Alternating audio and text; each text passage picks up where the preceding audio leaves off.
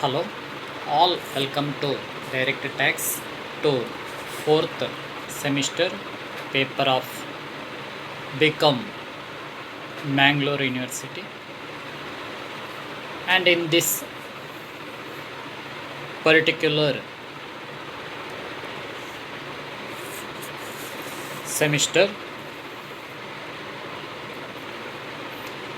in this course Direct Tax 2,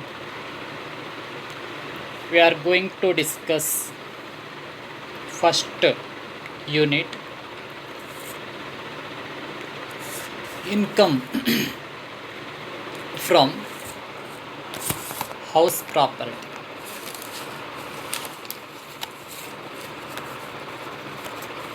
First one, already what is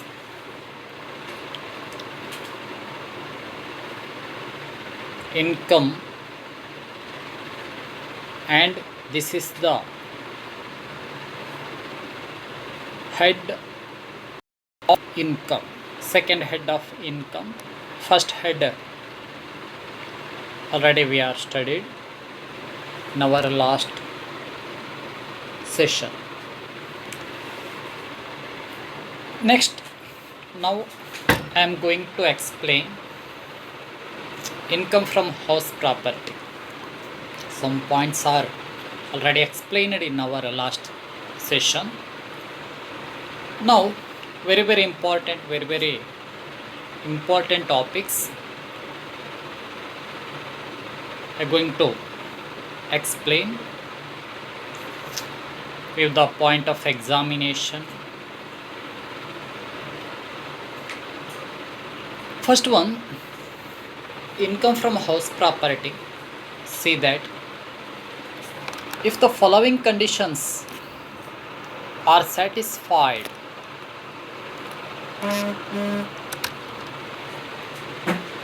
income is taxable under the head income from house property. ನಾವು already ಇದಕ್ಕಿಂತ ಮೊದಲನೇ ಸೆಷನಲ್ಲಿ ನಾನು explain ಮಾಡಿದ್ದೇನೆ heads of ಇನ್ಕಮ್ಗಳ ಬಗ್ಗೆ. ಈಗ house ಪ್ರಾಪರ್ಟಿಯ ಬಗ್ಗೆ ಕೆಲವೊಂದು ಇಂಪಾರ್ಟೆಂಟ್ ಪಾಯಿಂಟ್ಸ್ಗಳನ್ನು ನಾನು ಡಿಸ್ಕಸ್ ಮಾಡ್ತೀನಿ. ಫಸ್ಟ್ ಒನ್ ವೆರಿ ಇಂಪಾರ್ಟೆಂಟ್, ಇದು ಪ್ರಾಬ್ಲಮ್ ಸೊಲ್ಯೂಷನ್ ಮಾಡುವಾಗ ಇದೆಲ್ಲ ಗೊತ್ತಿರಬೇಕಾಗ್ತದೆ ನಿಮಗೆ, ಹಾಗಾಗಿ ಇದನ್ನು ಎಕ್ಸ್ಪ್ಲೈನ್ ಮಾಡ್ತಾ ಇದ್ದೇನೆ. First point, if the following conditions are satisfied, income is taxable under the head income from house property. ಮುಖ್ಯವಾಗಿ ನಾವು ಗಮನಿಸಬೇಕಾಗಿರುವಂಥದ್ದು ಇಲ್ಲಿ ಯಾವುದು ಅಂತ ಹೇಳಿದರೆ, ಈ ಕೆಳಗೆ ಕೊಟ್ಟಿರುವಂಥ ಕೆಲವೊಂದು ಕಂಡೀಷನ್ಗಳು ಸ್ಯಾಟಿಸ್ಫೈ ಆದರೆ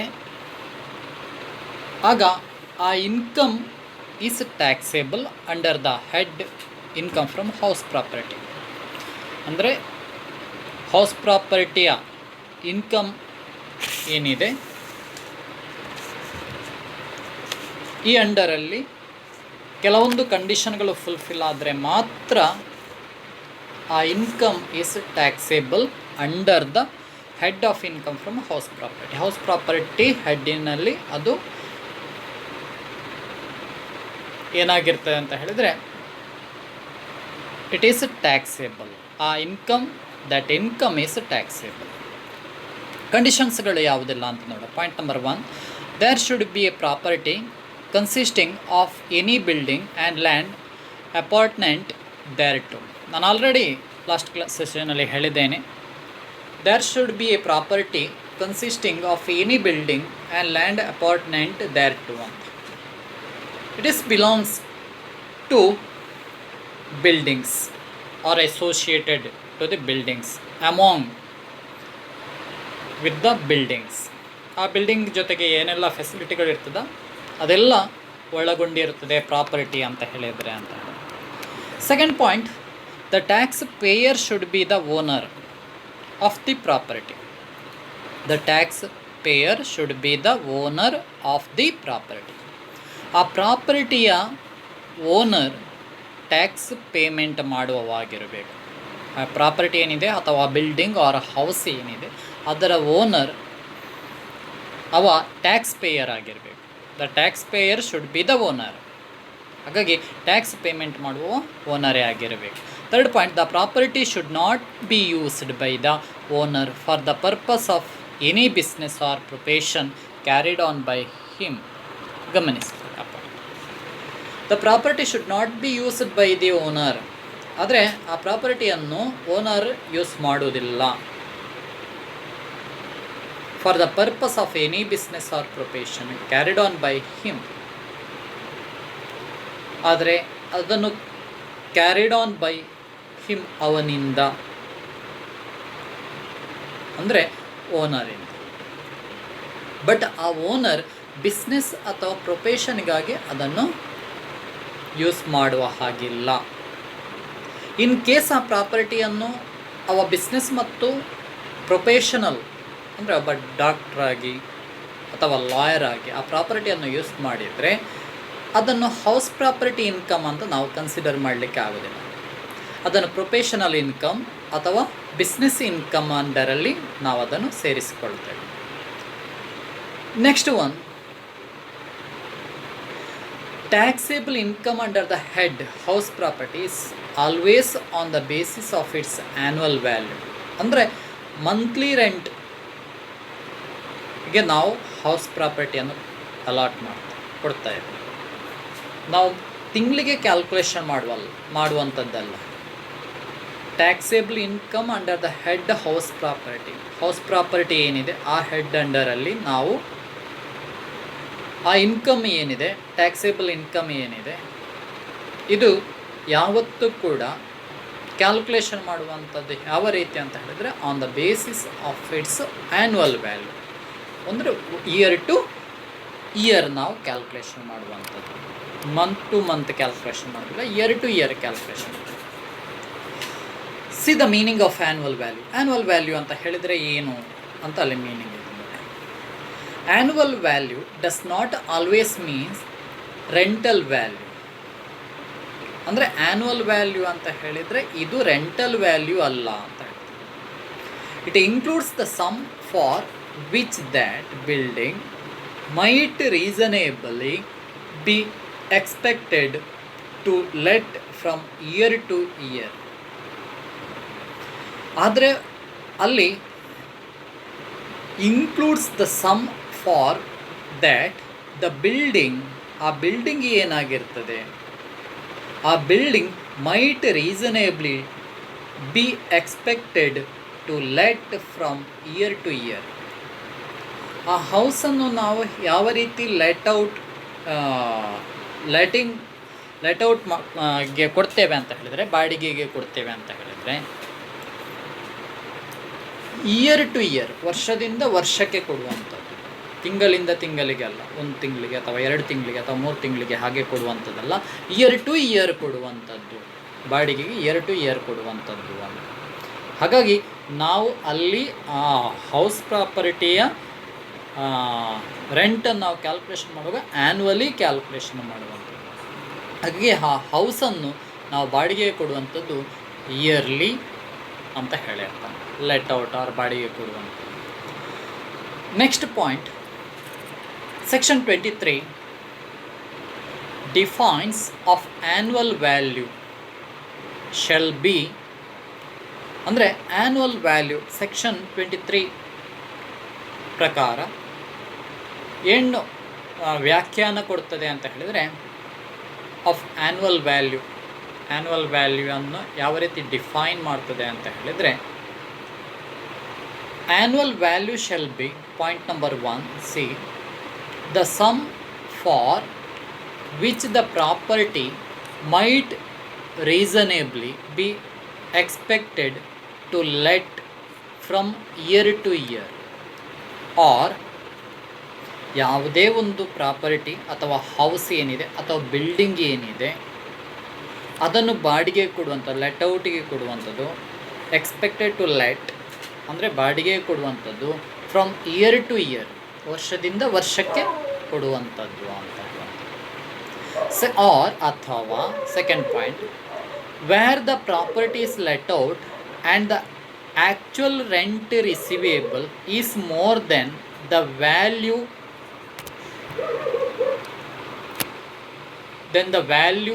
referred to in A, the amount or rent received or receivable. Second point, where the property is let out and the actual rent receivable is more than the value referred to in A. ನಾನು value refer ಮಾಡಿರುವಂಥದ್ದು A ಪ್ರಕಾರ according to the point number A is more than actual rent receivable. ನಾವು first ಪಾಯಿಂಟಲ್ಲಿ ಹೇಳಿರುವ ಹಾಗೆ ಅದಕ್ಕಿಂತ ಜಾಸ್ತಿ ನಾವು ಆ್ಯಕ್ಚುಯಲ್ ರೆಂಟ್ ರಿಸೀವ್ ಮಾಡಿದರೆ ರಿಸೀವ್ ಮಾಡಿರೋ amount or received or receivable, receive ಮಾಡಿರುವ ಅಮೌಂಟ್ ಅಥವಾ ರಿಸೀವ್ ಮಾಡಬೇಕಾಗಿರುವಂಥ ಅಮೌಂಟ್, ಅಥವಾ ಮೂರನೇ point third one, where the properties let and was vacant during the whole or part of the year and owing to such vacancy, the actual rent received is less than the sum referred to in A. Means according to the point number A, the amount so received or receivable, it is considered that annual value. If the amount or actual rent received or receivable is less than the sum referred to in point number 1, according to the point number 1, the amount so received or receivable, ಅಂದರೆ year to ಇಯರ್ಗೆ ನಾವು ಆ property ಅಥವಾ ಹೌಸನ್ನು ನಾವು ಬಾಡಿಗೆ ಕೊಟ್ಟಿರ್ತೇವೆ, ಇಷ್ಟು ಬಾಡಿಗೆ ಅಂತ. ಆದರೆ ಮಿಡ್ಲಲ್ಲಿ ವೆಕೆಂಟ್ ಪೀರಿಯಡ್ ಆಗ್ತದೆ, 1-2 ತಿಂಗಳು ವೆಕೆಂಟ್ ಆಯಿತು, 8 ಮಂತ್ಸ್ ಮಾತ್ರ ಇರ್ತಾನೆ. ಆದರೆ 8 months rent received or received ಮಾಡಿದ್ದೇವೆ, ಆದರೆ ಅದು less than the sum referred to in A, ಅಂದರೆ ಎ ಪಾಯಿಂಟಿನ ಪ್ರಕಾರ ಅದಕ್ಕಿಂತ ಕಡಿಮೆ ನಾವು ರಿಸೀವ್ ಮಾಡಿದರೆ ಆ ಅಮೌಂಟ್ ಅಥವಾ ಆ ಅಮೌಂಟ್ ರಿಸೀವ್ ಮಾಡಿರುವಂಥದ್ದು ಅಥವಾ ರಿಸೀವ್ ಮಾಡಲಿಕ್ಕಿರುವಂತಹ ಅಮೌಂಟನ್ನೇ ನಾವು ಆ್ಯನ್ಯುವಲ್ ವ್ಯಾಲ್ಯೂ ಅಂತ ಹೇಳ್ತೇವೆ. Next very very important, features of house property income. What are the features of house property income? Point number 1, buildings or land apartment thereto. Land ಅಥವಾ building ಏನಿದೆ ಅದಕ್ಕೆ related ಆಗಿರುವಂಥ associated or among to the buildings that facilities thereto. Lands apartment to building and income from it are taxable under the head house property income. ಅಂದರೆ ಆ land ಅಥವಾ building ಏನಿದೆ, lands apartment or associated along with the buildings or any facilities related to the buildings, such income received from that building or lands apartment, that is called, or that income also comes under the house property income. For example, compound, playground, kitchen garden, courtyard, etc. ಇದಿಷ್ಟು examples for lands apartment. Next point, non-residential building includes car parking spaces, drying grounds, playing grounds, connecting roads in the factory area, which are taken as land apartment to buildings. ಅಂದರೆ ಅಲ್ಲಿ ಕೆಲವೊಂದು ನಾನ್ residential buildings includes ಯಾವುದೆಲ್ಲ residential ಅಲ್ಲದೇ ಇರುವಂತಹ ಬಿಲ್ಡಿಂಗ್ಗಳು, ಅದೆಲ್ಲವೂ ಕೂಡ land apartment to buildings ಅಂತ ಹೇಳಿದೆ. Next, building includes point number 1, residential house, warehouses, auditorium for any program, cinema halls, buildings let out for commercial use, stadium, open air theatre, dance halls, music halls, lecture halls, etc. ಇದೆಲ್ಲವೂ ಕೂಡ ಏನಾಗಿರ್ತದೆ, ಬಿಲ್ಡಿಂಗಲ್ಲಿ include ಆಗಿರ್ತದೆ.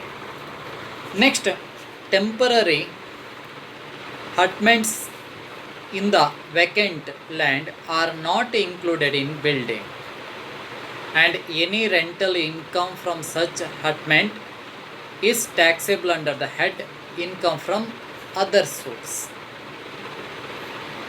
Temporary hutments in the vacant land are not included in buildings, and any rental income from such hutments is taxable under the head income from other sources. ಈ ರೀತಿ ಬಂದಿರುವಂತಹ ಇನ್ಕಮ್ಗಳು ಏನಿದೆ, the vacant ಲ್ಯಾಂಡಲ್ಲಿ temporary ಹಟ್ಮೆಂಟ್ಸಿಂದ ಬಂದಿರುವಂಥದ್ದು are not included in buildings. ಅಂದರೆ ಇಂತಹ ಇನ್ಕಮ್ಗಳು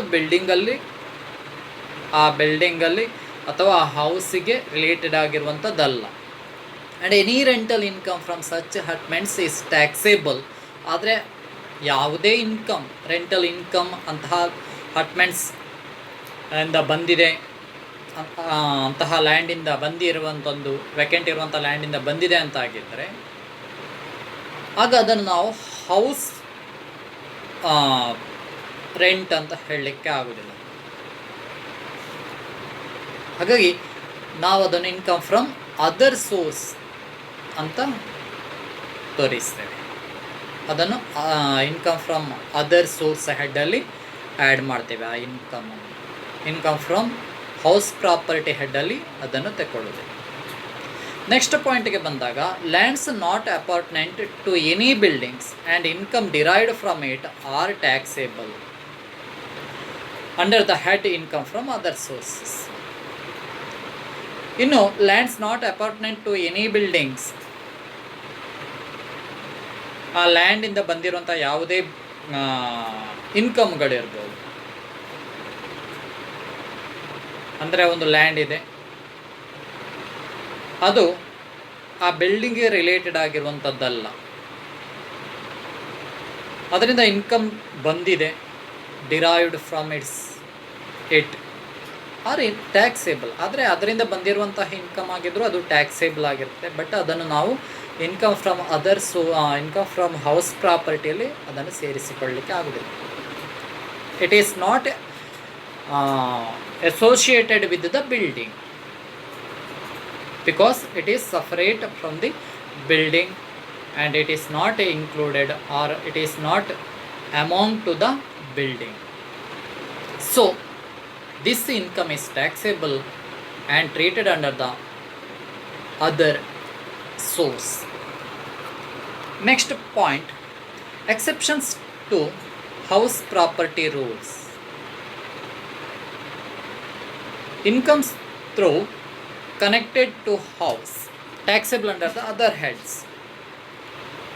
Exceptions to house property rule. ಇಲ್ಲಿ ಕೆಲವೊಂದು ಹೌಸ್ ಪ್ರಾಪರ್ಟಿ ರೂಲ್ಗೆ ಎಕ್ಸೆಪ್ಷನ್ಗಳಿದೆ. Incomes through connected to house, ಇಲ್ಲಿ ಕೆಲವೊಂದು ಇನ್ಕಮ್ ಬಂದಿರುವಂಥದ್ದು ಏನಿದೆ, ಕನೆಕ್ಟೆಡ್ ಟು ಹೌಸಿಗೆ ಕನೆಕ್ಟ್ ಆಗಿರುವಂಥ ರೀತಿಯಲ್ಲಿ ಬಂದಿರುವಂತಹ ಕೆಲವೊಂದು ಇನ್ಕಮ್ಗಳು ಏನಿದೆ ಅದನ್ನು ನಾವು ಅದರ್ ಹೆಡ್ಡಲ್ಲಿ ತೋರಿಸ್ತೇವೆ. It is taxable. ಇನ್ಕಮ್ಗಳು ಟ್ಯಾಕ್ಸೇಬಲ್ ಆಗಿರ್ತದೆ, ಬಟ್ ಅದು ಹೌಸ್ ಪ್ರಾಪರ್ಟಿಯಿಂದ ಬಂದಿರುವಂತಹ ಇನ್ಕಮ್ಗಳಲ್ಲ, but it shows under the other heads, or it will comes under the other heads. Point number 1, buildings or staff quarters let out to employees and others. ಈಗ building ಇದೆ and staff quarters ಇದೆ, let out to ಎಂಪ್ಲಾಯೀಸ್ಗೆ ಕೊಟ್ಟಿರ್ತಾರೆ ಅದನ್ನು ಬಾಡಿಗೆಗೆ, and ಅಥವಾ ಇತರರಿಗೆ ಕೊಟ್ಟಿರ್ತಾರೆ. But ಅದನ್ನು ನಾವು ಏನು ಹೇಳ್ತೇವೆ, ಬಿಸ್ನೆಸ್ ಇನ್ಕಮ್ ಅಂತ ತಗೊಳ್ತೇವೆ. It is the business income.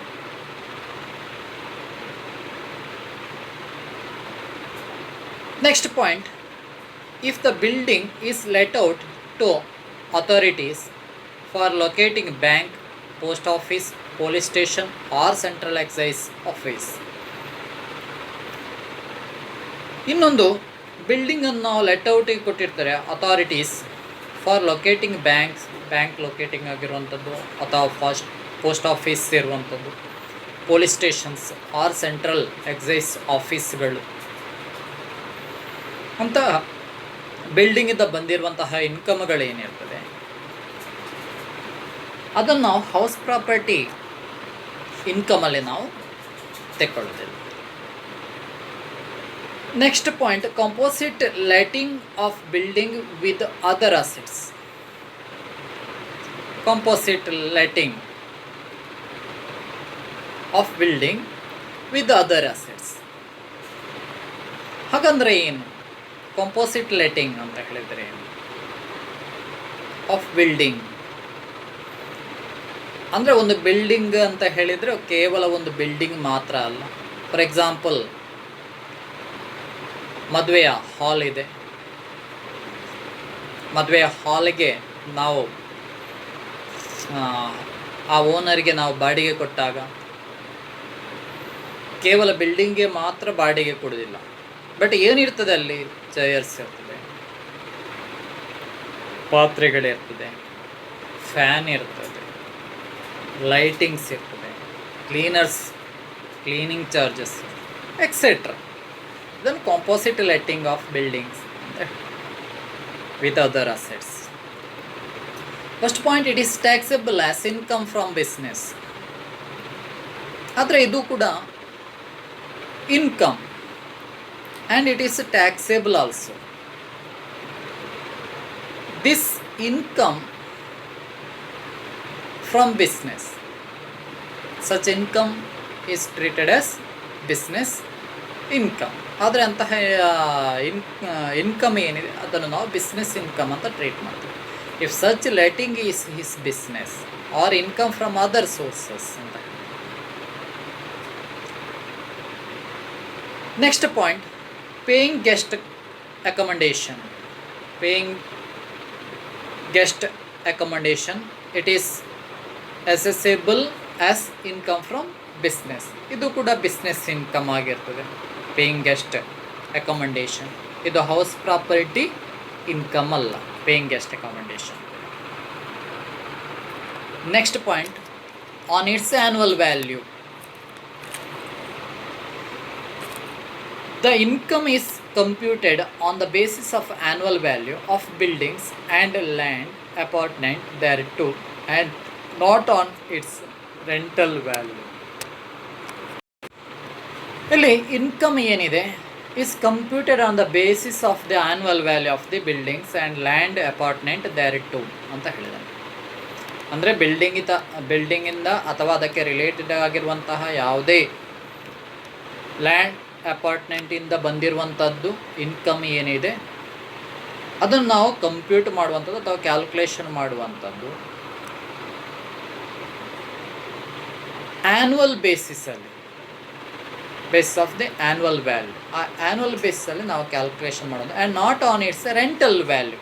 ಅದರ ರೆಂಟಲ್ ವ್ಯಾಲ್ಯೂ ಅಲ್ಲಿ ನಾವು ಕ್ಯಾಲ್ಕುಲೇಷನ್ ಮಾಡುವಂಥದ್ದಲ್ಲ. Next, the S S C should be the owner of the house property. Very, very important this point. You see that the SSC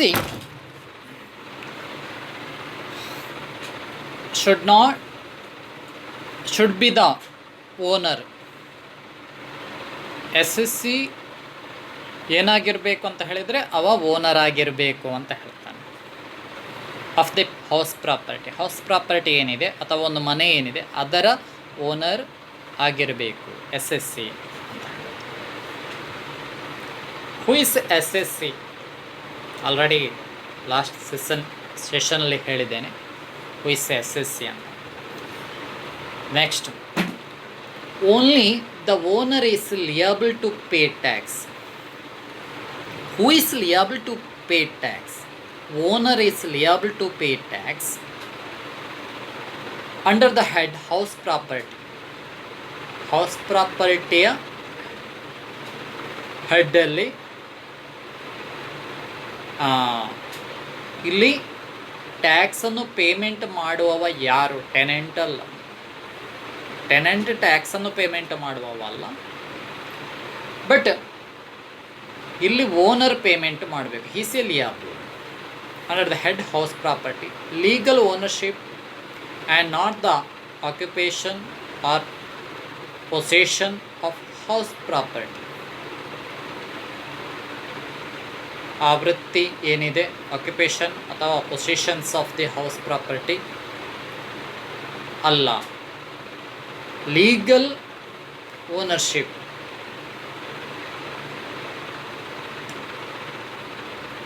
Second point, where the tenant sublets a portion of the house, income received by him is taxable under the income from other sources. ಈಗ owner ಏನು ಮಾಡ್ತಾನೆ? Owner let out the property to tenant. When the tenant let out that property,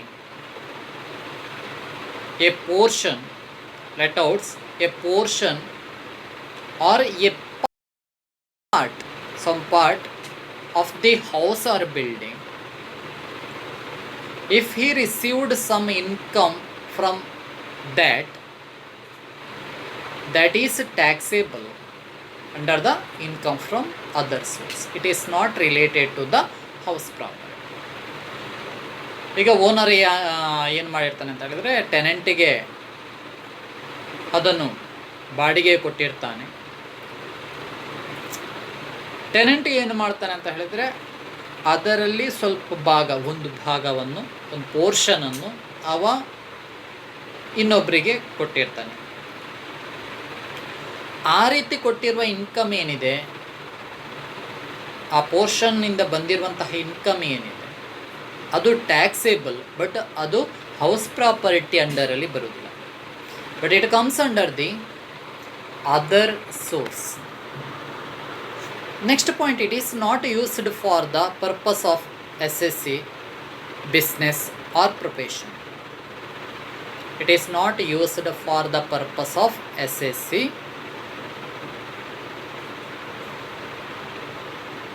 assess the business or profession. ಗಮನಿಸಿಕೊಳ್ಳಿ.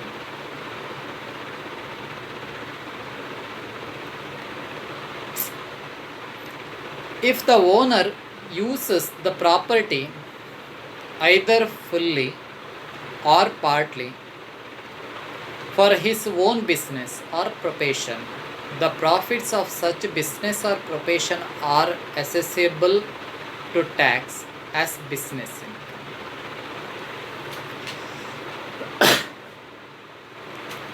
It is not used for the purpose of assessor's business or profession. If the owner uses the property either fully or partly for his own business or profession, the profit of such business or profession are assessable to tax as business income. ಇಲ್ಲಿ ಒಂದು building ಇದೆವು, ಆ owner ಏನು ಮಾಡ್ತಾನೆ, uses the property either fully or partly. ಆ ಬಿಲ್ಡಿಂಗನ್ನು ಫುಲ್ಲಾಗಿ ಅವ use ಮಾಡ್ತಾನೆ ಅಥವಾ ಅದರನ್ನು ಭಾಗಶಃ ಉಪಯೋಗ ಮಾಡ್ತಾನೆ. ಯಾಕೆ ಅಂತ ಹೇಳಿದರೆ ಅವನ ಓನ್ ಬಿಸ್ನೆಸ್ಸಿಗೆ ಅಥವಾ ಪ್ರೊಫೆಷನ್ ವೃತ್ತಿಗೆ ಬೇಕಾಗಿ. ಅದರಿಂದ ಬಂದಿರುವಂತಹ ಪ್ರಾಫಿಟ್ಸ್ ಏನಿದೆ ಗಮನಿಸಿಕೊಳ್ಳಿ. Profits of such business or profession are assessable to tax as business income. House property income ಅದೆಲ್ಲ ಬಿಸ್ನೆಸ್ ಇನ್ಕಮ್ ಅಂತ treatment. Also no deduction for rent is allowed as business expenses. ಆದರೆ ಇದು ಬಿಸ್ನೆಸ್ ಎಕ್ಸ್ಪೆನ್ಸ್ ಆಗಿ rent ಡಿಡಕ್ಷನಲ್ಲಿ ಬರುವುದಿಲ್ಲ. No deduction for rent is allowed. ಆದರೆ ಇಲ್ಲಿ rent deduction allow ಇಲ್ಲ ಅಂತ ಹೇಳ್ತಾರೆ, ಬಿಸ್ನೆಸ್ ಎಕ್ಸ್ಪೆನ್ಸಸ್ ಆಗಿರುವಂಥ. Next very important deduction under section 23 from gross annual value. Deduction of municipal taxes. Deduction under section 23 from gross annual value. Deduction of municipal taxes. ಇಲ್ಲಿ ಡಿಡಕ್ಷನ್ಗಳು ಯಾವ ರೀತಿ ಡಿಡಕ್ಷನ್ಗಳು ಸಿಗ್ತದೆ ಗ್ರಾಸ್ ಆ್ಯನ್ಯುವಲ್ ವ್ಯಾಲ್ಯೂ ಅಲ್ಲಿ according to the section under section 23. One deduction of municipal taxes. Municipal ಟ್ಯಾಕ್ಸಲ್ಲಿ ಒಂದು deduction ಬರ್ತದೆ. Very important, ಇದು ನೆನಪಿಟ್ಟುಕೊಳ್ಳಿ. ಪ್ರಾಬ್ಲಮ್ ಸೊಲ್ಯೂಷನ್ ಮಾಡುವಾಗ ಬೇಕಾಗ್ತದೆ ಈ ಡಿಡಕ್ಷನ್ ನೆನಪಿರಬೇಕು. ಮುನ್ಸಿಪಲ್ ಟ್ಯಾಕ್ಸಲ್ಲಿ ಒಂದು ಡಿಡಕ್ಷನ್ ಸಿಗ್ತದೆ ಕೊಟ್ಟಾಗ, ಆಗ ನಾವು ಅಲ್ಲಿ ಡಿಡಕ್ಷನ್ ಮಾಡಬೇಕು. ನೆನಪಿಟ್ಟುಕೊಳ್ಳಿ, ಯಾರು ಮುನ್ಸಿಪಲ್ ಟ್ಯಾಕ್ಸ್ ಅಲ್ಲಿ ಓನರ್ ಕೊಟ್ಟಿದ್ದರೆ, ಆ ಹೌಸ್ ಪ್ರಾಪರ್ಟಿಯ ಓನರ್ ಕೊಟ್ಟಿದ್ದರೆ ಆಗ ಡಿಡಕ್ಷನ್ ಸಿಗ್ತದೆ. ಅದನ್ನು ಡಿಡಕ್ಟ್ ಮಾಡಬೇಕು ಪ್ರಾಬ್ಲಮಲ್ಲಿ ಕೇಳಿದರೆ. See that from the gross annual value GAV, the municipal taxes levied by the local authority and paid by the owner if the house property during the previous year is deducted. Gross annual value ಏನಿದೆ, municipal taxes levied by the local authority. A municipal tax levied by the municipality and this tax paid by the owner. ಆದರೆ ಈ ಟ್ಯಾಕ್ಸನ್ನು ಯಾರು payment ಮಾಡಿರಬೇಕು? Municipal ಟ್ಯಾಕ್ಸಸ್ಸನ್ನು municipality levied ವಿಧಿಸಿರುವಂತಹ ಟ್ಯಾಕ್ಸನ್ನು owner of the house property paid ಕೊಟ್ಟಿದ್ದರೆ during the previous ಇಯರಲ್ಲಿ ಕೊಟ್ಟಿದ್ದರೆ it is deducted from the municipal tax. Municipal tax ಏನಿದೆ ಅದು ಅದರಲ್ಲಿ ಗ್ರಾಸ್ ಆ್ಯನ್ಯುವಲ್ ವ್ಯಾಲ್ಯೂಯಿಂದ ಡಿಡಕ್ಟ್ ಆಗುತ್ತೆ. Next deduction under section 23 from gross annual value, municipal taxes. Deduction of municipal taxes from the gross annual value. ಇದು deduction ಆಗಿರುವಂಥದ್ದು ಅಲ್ಲಿ ಗಮನಿಸಿಕೊಳ್ಳಿ. Same ನಾನೀಗ ಹೇಳಿದ್ದೆ, payment may related to current year, previous year or next year ಯಾವುದಿರ್ಬೋದು. Deducted payment may relate to current year ಇರ್ಬೋದು, previous year ಇರ್ಬೋದು ಅಥವಾ ನೆಕ್ಸ್ಟ್ ಇಯರ್ ಇರ್ಬೋದು. ಈ 3 ವರ್ಷ ಇಯರ್ಸ್ ಇದ್ದು ಕೂಡ ಏನಾಗಿರ್ತದೆ,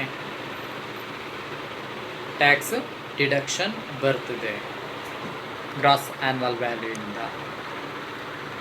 ಯಾವಾಗ municipal taxes paid by the owner ಆಗಿದ್ದಾರೆ. Next see the note where the owner under an agreement provides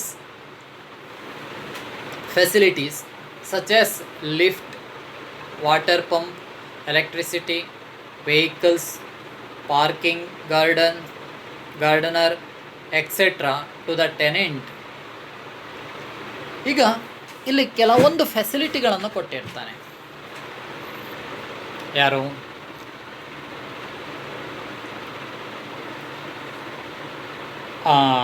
building ಏನಿದೆ, ಒಂದು ಬಿಲ್ಡಿಂಗ್ ಅಥವಾ ಒಂದು ಹೌಸ್ ಏನಿದೆ,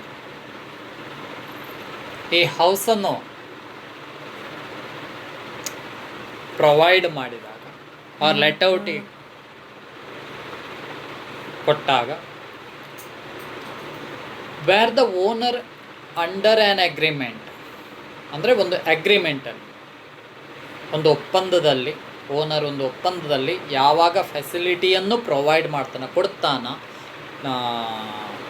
ಟೆನೆಂಟಿಗೆ, ಯಾವುದು ಅಂತ ಫೆಸಿಲಿಟಿಗಳು, ಲಿಫ್ಟ್ ಇರ್ಬೋದು, ವಾಟರ್ ಪಂಪ್ ಇರ್ಬೋದು, ಎಲೆಕ್ಟ್ರಿಸಿಟಿ ಇರ್ಬೋದು, ವೆಹಿಕಲ್ ಪಾರ್ಕಿಂಗ್ ಇರ್ಬೋದು, ಗಾರ್ಡನರ್ ಇರ್ಬೋದು, ಇಂಥದ್ದೆಲ್ಲ ಟು ದ ಟೆನೆಂಟಿಗೆ ಕೊಟ್ಟಾಗ, ದೆನ್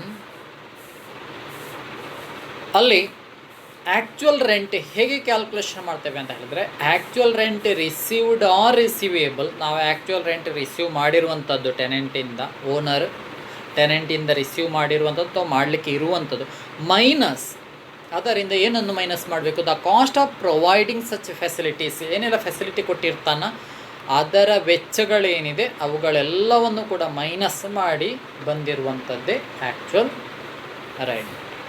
ಹಾಗಿದ್ರೆ ಆ್ಯಕ್ಚುಯಲ್ ರೆಂಟ್ ರಿಸೀವ್ಡ್ ಆರ್ ರಿಸೀವೇಬಲಿಂದ cost of providing such facility, ಆ ಫೆಸಿಲಿಟಿ ಕೊಟ್ಟೋದಕ್ಕೆ ಎಷ್ಟು ವೆಚ್ಚ ಆಗಿರ್ತದೆ ಅದನ್ನು ಮೈನಸ್ ಮಾಡಬೇಕು. That is called, it is actual rent ಆಗಿರ್ತದೆ. ಅದನ್ನು ಡಿಡಕ್ಟ್ ಮಾಡ್ತಾನೆ according to the agreement of the owner and tenant. Next, if the tenant undertakes the obligation of paying the electricity bill of the portion occupied by the landlord, the amount so paid will be added to the actual rent received or receivable. ಇಲ್ಲಿ ಏನು ಹೇಳ್ತಾನೆ ಅಂತ ಹೇಳಿದರೆ, if the tenant undertakes the obligation of paying the electricity bill of the portion occupied by the landlord, ಈಗ ಒಂದು portion, ಒಂದಿಷ್ಟು ಭಾಗದಷ್ಟು tenant occupied ಆಗಿರುವಂತಹ ಆ ಬಿಲ್ಡಿಂಗ್ ಏನಿದೆ, ಆ ಬಿಲ್ಡಿಂಗಿನ ಒಂದು ಪೋರ್ಷನ್ನಷ್ಟು ಭಾಗದಷ್ಟು ಎಲೆಕ್ಟ್ರಿಸಿಟಿ ಬಿಲ್ಲನ್ನು, ಈಗ ಫಾರ್ ಎಕ್ಸಾಂಪಲ್ 50% ಅಥವಾ 70% ಆರ್ 80% ಆರ್ 40% ಯಾವುದೇ ಇರ್ಬೋದು, ಒಂದು ಪೋರ್ಷನ್ ಇಷ್ಟು ಅಂತ, ಅದನ್ನು ಟೆನೆಂಟ್ ಏನು ಮಾಡ್ತಾನೆ, ನಾನು ಪೇಮೆಂಟ್ ಮಾಡ್ತೇನೆ ಅಂತ ಆ ಜವಾಬ್ದಾರಿ ತೆಕ್ಕೊಳ್ತಾನೆ. ಆಗ ಆ ಸಚ್ ಅಮೌಂಟ್ ಸೊ ಪೇಯ್ಡ್, ಆ ಕೊಟ್ಟಿರುವಂತಹ ಅಮೌಂಟ್ ಏನಿದೆ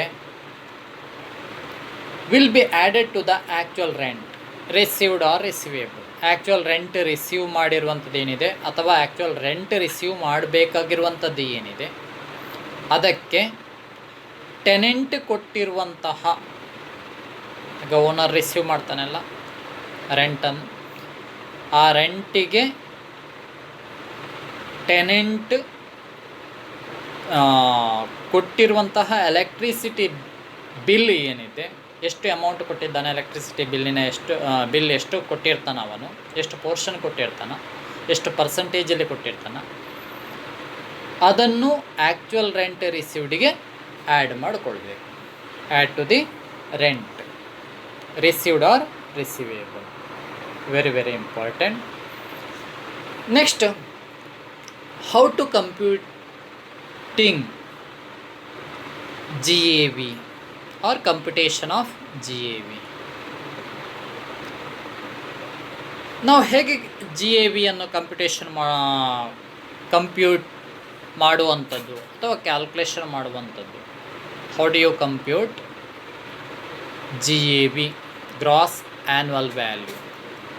ಗ್ರಾಸ್ ಆ್ಯನ್ಯುವಲ್ ವ್ಯಾಲ್ಯೂವನ್ನು ನೀವು ಹೇಗೆ ಕ್ಯಾಲ್ಕುಲೇಷನ್ ಮಾಡ್ತೀರಿ ಅಂತ ಹೇಳಿದ್ರೆ 2 ಅಂಶಗಳಿದೆ, ಇಲ್ಲಿ ಗಮನಿಸಿಕೊಳ್ಬೇಕು. Where standard rent is not applicable and where standard rent is applicable. ಎಲ್ಲಿ ಸ್ಟ್ಯಾಂಡರ್ಡ್ ರೆಂಟ್ ಅಪ್ಲಿಕೇಬಲ್ ಆಗೋದಿಲ್ವ ಆಗ ಅಲ್ಲಿ ಹೇಗೆ ನಾವು ಕ್ಯಾಲ್ಕುಲೇಷನ್ ಮಾಡ್ಬೋದು. ಎಲ್ಲಿ ಸ್ಟ್ಯಾಂಡರ್ಡ್ ರೆಂಟ್ ಅಪ್ಲಿಕೇಬಲ್ ಆಗ್ತದೆ ಅಲ್ಲಿ ಹೇಗೆ ಕ್ಯಾಲ್ಕುಲೇಷನ್ ಮಾಡುವಂಥದ್ದು. ಅಲ್ಲಿ ವೇಕೆಂಟ್ ಪೀರಿಯಡ್ ಎಷ್ಟಿರ್ತದೆ ಆಗ ಯಾವ ರೀತಿ ನಾವು ಸ್ಟ್ಯಾಂಡರ್ಡ್ ರೆಂಟ್ ಕ್ಯಾಲ್ಕುಲೇಷನ್ ಮಾಡುವಂಥದ್ದು. ಎಷ್ಟು 3 ಪಾಯಿಂಟ್ಗಳಿದೆ, ಗಮನಿಸಿಕೊಳ್ಬೇಕು.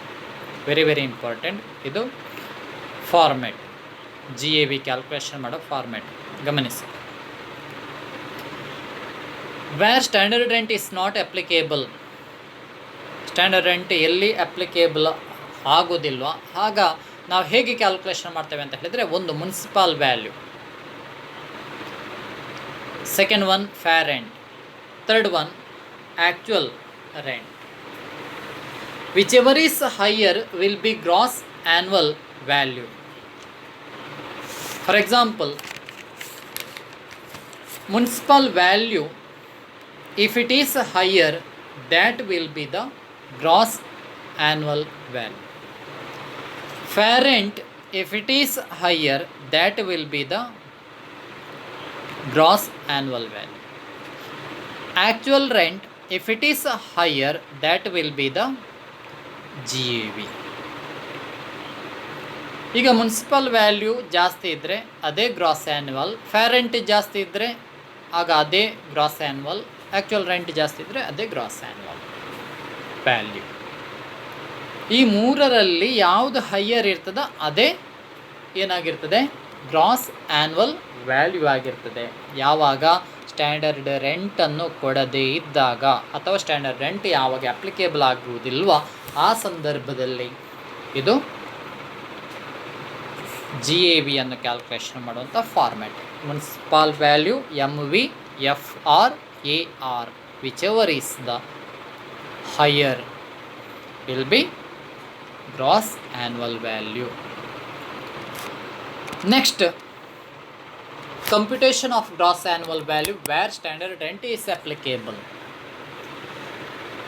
Computation of gross annual value where standard rent is applicable. ಎಲ್ಲಿ ಸ್ಟ್ಯಾಂಡರ್ಡ್ ರೆಂಟ್ ಅಪ್ಲಿಕೇಬಲ್ ಆಗ್ತದ ಅಲ್ಲಿ ನಾವು ಹೇಗೆ ನಾವು ಗ್ರಾಸ್ ಆ್ಯನ್ಯುವಲ್ ವ್ಯಾಲ್ಯೂನ ಕ್ಯಾಲ್ಕುಲೇಷನ್ ಮಾಡ್ಬೋದು ಅಂತ.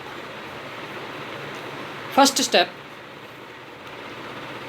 Annual municipal value and fair rental value.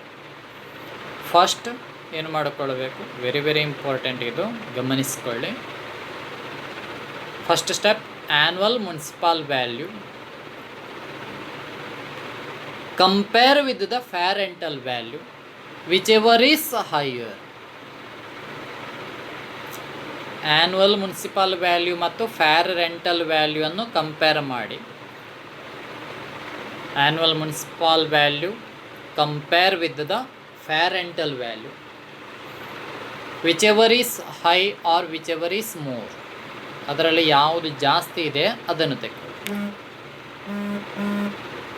Second step, answer of first step. First ಸ್ಟೆಪ್ಪಿನ ಆನ್ಸರ್ ತಗೊಳ್ಳಿ. ಅಂದರೆ first ಸ್ಟೆಪ್ಪಲ್ಲಿ ಏನಾಗಿರ್ತದೆ, first ಸ್ಟೆಪ್ಪಲ್ಲಿ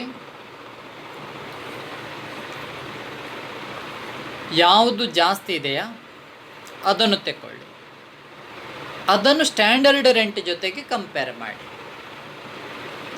step 1, compare with the standard rent whichever is less. ಮೊದಲ ಸ್ಟೆಪ್ಪಿನಲ್ಲಿ ಯಾವುದು ಜಾಸ್ತಿ ಇದೆಯಾ ಅದನ್ನು ಸ್ಟ್ಯಾಂಡರ್ಡ್ ರೆಂಟ್ ಜೊತೆಗೆ ಕಂಪೇರ್ ಮಾಡಿದಾಗ ಅಲ್ಲಿ ಯಾವುದು ಕಡಿಮೆ ಇದೆಯಾ ಅದನ್ನು ತಗೊಳ್ಬೇಕು. ಥರ್ಡ್ ಸ್ಟೆಪ್, ಆ ಕಡಿಮೆ ಇರುವುದು ಯಾವುದಿದೆಯಾ, whichever is less in second step, that is called expected rent. ಆ ಸೆಕೆಂಡ್ ಸ್ಟೆಪ್ ಇದೆಯಲ್ಲ, ಆ ಲೆಸ್ ಯಾವುದಿದೆಯಾ ಫಸ್ಟ್ ಸ್ಟೆಪ್ಪಲ್ಲಿ ಜಾಸ್ತಿಯದ್ದನ್ನು ತಗೊಳ್ತೇವೆ, ಅದನ್ನು ಸ್ಟ್ಯಾಂಡರ್ಡ್ ರೆಂಟ್ ಜೊತೆಗೆ ಕಂಪೇರ್ ಮಾಡ್ತೇವೆ.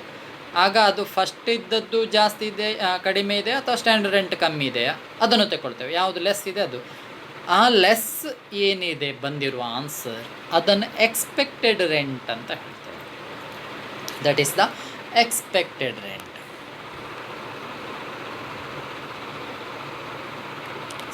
C expected rent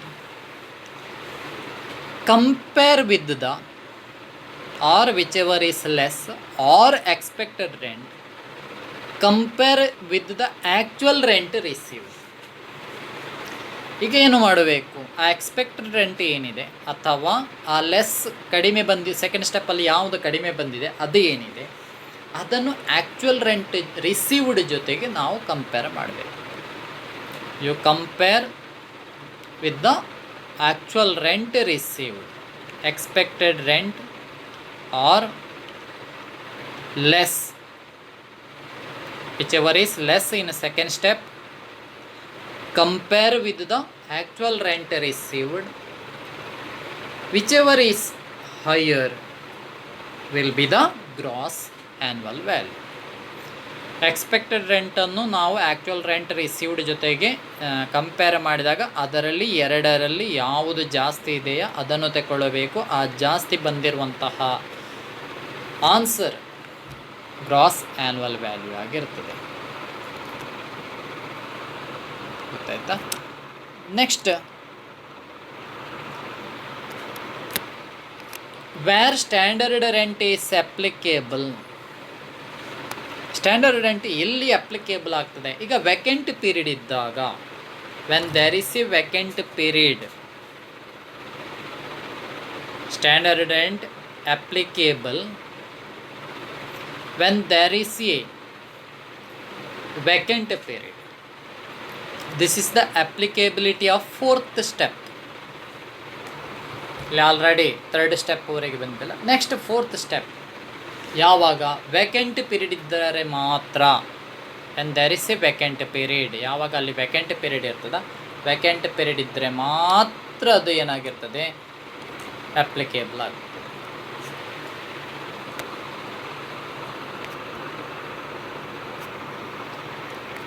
fourth step, to apply the fourth step following conditions are to be satisfied. ಈ ಎರಡು ಕಂಡೀಷನ್ಗಳು satisfy ಆಗಿರಬೇಕು.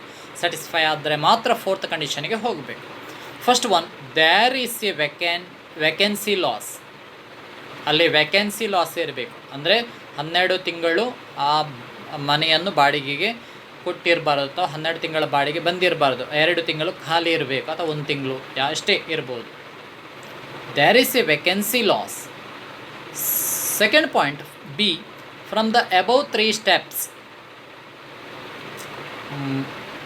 ಮೇಲ್ನ 3 ಸ್ಟೆಪ್ಗಳು ಏನಿದೆ ನೋಡಿ, ಫ್ರಮ್ ದ ಅಬೌವ್ 3 ಸ್ಟೆಪ್ಸ್. ಈ 3ನೇ ಸ್ಟೆಪ್ ಏನಿದೆ, expected rent and actual rent received, ಅಲ್ಲಿ gross annual value is equal to expected rent, GAV.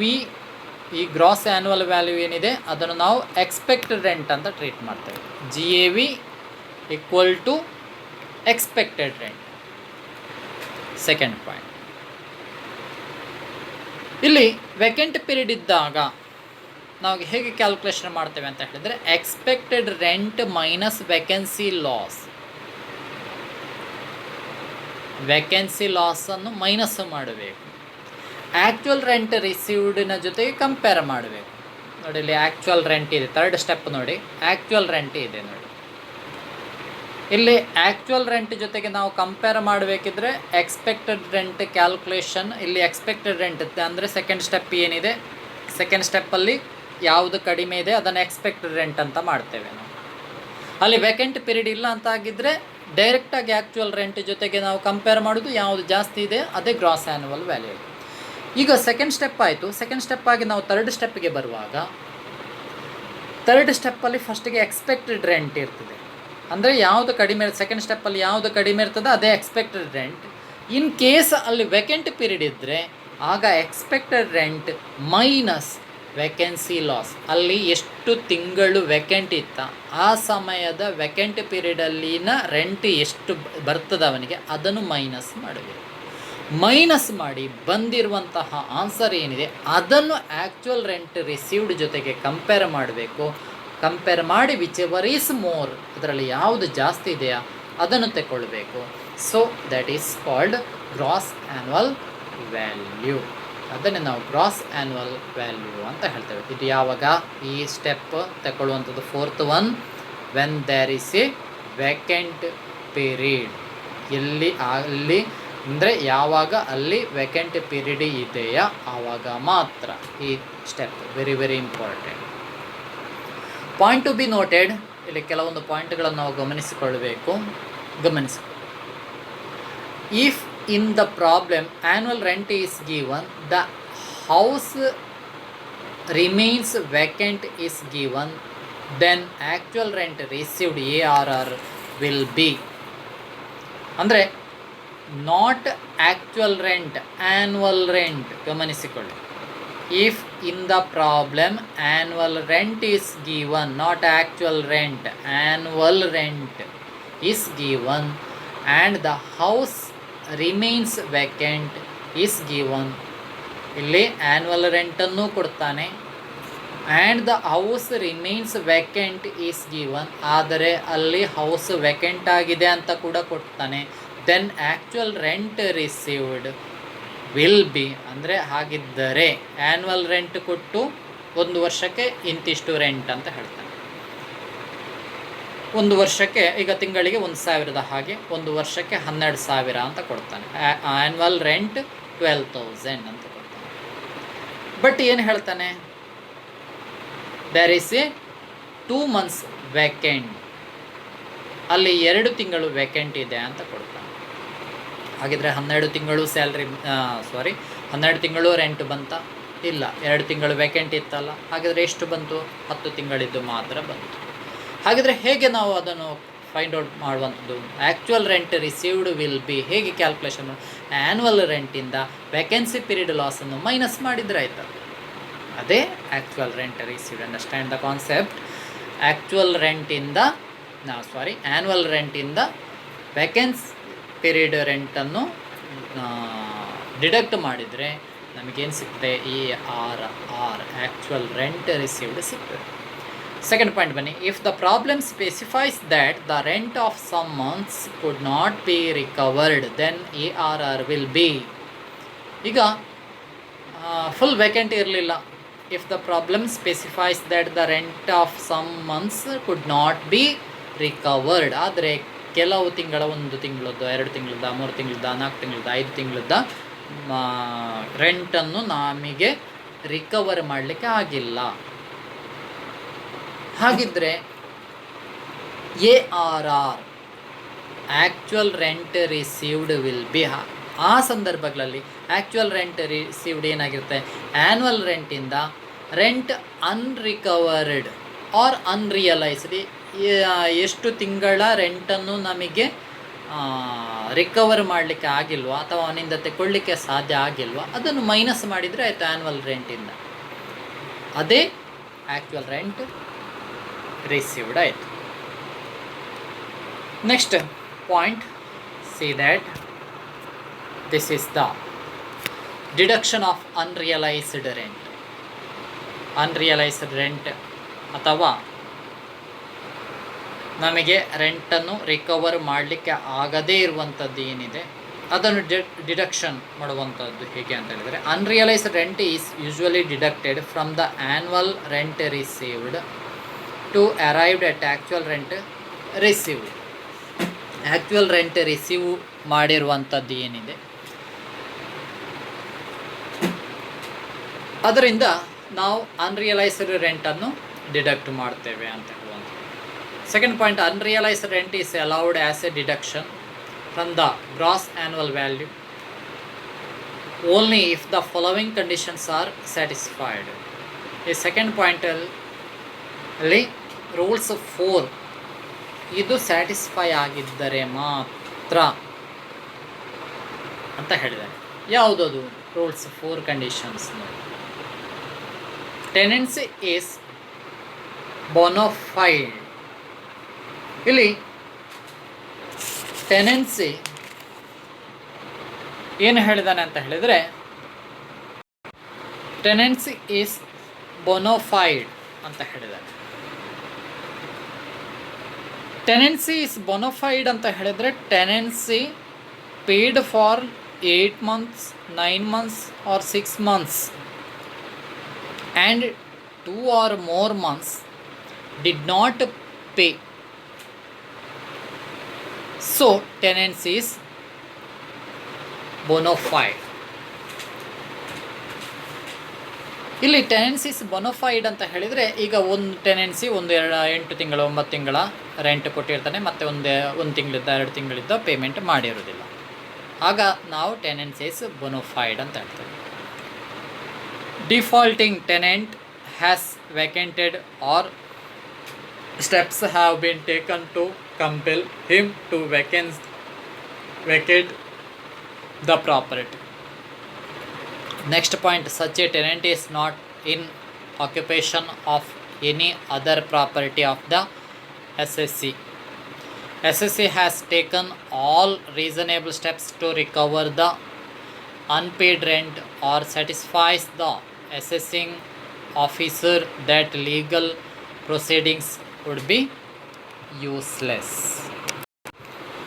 These are 4 rules, 4 conditions satisfy. Unrealized rent is allowed as deduction from the gross annual value only. ಅಂದರೆ gross annual value ಏನಿದೆ, ಈ gross annual ವ್ಯಾಲ್ಯೂಯಿಂದ unrealised ರೆಂಟನ್ನು deduct ಮಾಡಬೇಕಂತಾಗಿದ್ದರೆ ಈ 4 ಕಂಡೀಷನ್ಗಳು fulfil ಆಗಬೇಕು. Fulfil ಆದರೆ ಮಾತ್ರ ಏನಾಗ್ತದೆ, ನಾವು ಅದನ್ನು ಡಿಡಕ್ಷನ್ ಮಾಡಲಿಕ್ಕೆ ಆಗ್ತದೆ ಅಂತ. ಇದಿಷ್ಟು ಥಿಯರಿ ಪಾರ್ಟ್ಸ್.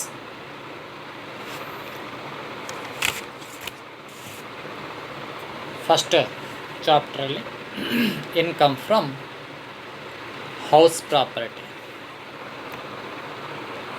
ಸೊ ನೆಕ್ಸ್ಟ್ ಸೆಷನಲ್ಲಿ ನಾನು ಪ್ರಾಬ್ಲಮ್ಗೆ ಹೋಗ್ತೇನೆ. ನೇರವಾಗಿ ಪ್ರಾಬ್ಲಮನ್ನು ಸೊಲ್ಯೂಷನ್ ಮಾಡಿದ ವಿಡಿಯೋನು ಯೂಟ್ಯೂಬಲ್ಲಿ ಡೌನ್ಲೋಡ್ ಮಾಡ್ತೀನಿ. Okay, thank you.